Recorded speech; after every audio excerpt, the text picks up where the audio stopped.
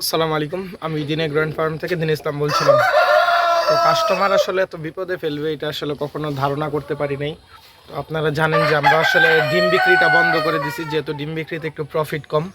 এই কারণে হচ্ছে আমরা নিজেরা ডিম বিক্রি করে বন্ধ করে দিছি। তো এখন হচ্ছে আমাদের ডিমটা একটু অতিরিক্ত আসার কারণে আমরা অল্প কিছু ডিম বিক্রি করার জন্য একটা পোস্ট করছিলাম। তো ওইখানে হচ্ছে অনেক কাস্টমার নক দিছে, যাদেরকে আসলে সবাইকে ডিম দেওয়া আমাদের পক্ষে সম্ভব না।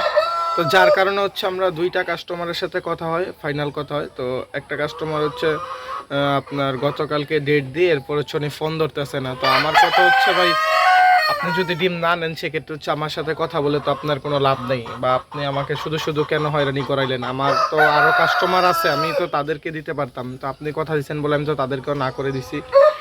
তো এইখানে হচ্ছে বিষয়টা যে ভাই, এটা হচ্ছে আমার রিজিক। তো এইখানে আপনি যদি এইখানে আমার সাথে এরকম করেন তাহলে আমি কিভাবে কি করবো ভাই? আপনাদেরকে তো কখনো আমি ঠকাই না ভাই, খারাপ জিনিস দেই না। যখন যেটা যেভাবে বলি ওইভাবেই আপনাদেরকে আমি হ্যান্ড ওভার করি বা ওইভাবেই পাঠাই। তো আপনারা হচ্ছে এই বিষয়টা আমার সাথে করেন না। এর আগে হচ্ছে রংপুর থেকে এক লোক ডিম নেওয়ার কথা বলে প্রায় 7 দিনের জমানো ডিম, এরপর হচ্ছে উনি আমার ফোনই ধরতেছে না। তো আসলে ভাই এটা ঠিক না। অন্যের ক্ষতি কেন করবেন ভাই? আপনি আমার ক্ষতি করে আপনার লাভ আছে? তো আপনারা হচ্ছে এই কাজটা কইরেন না, আমি আপনাদের কাছে অনুরোধ।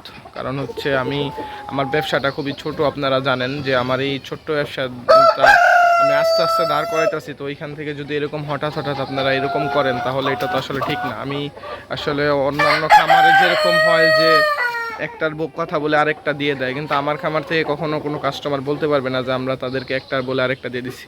তো আসলে আপনারা আমার ক্ষতি করেন না ভাই, আমি কখনো আপনাদের ক্ষতি করতেছি না, আপনারা আমার ক্ষতি করেন না।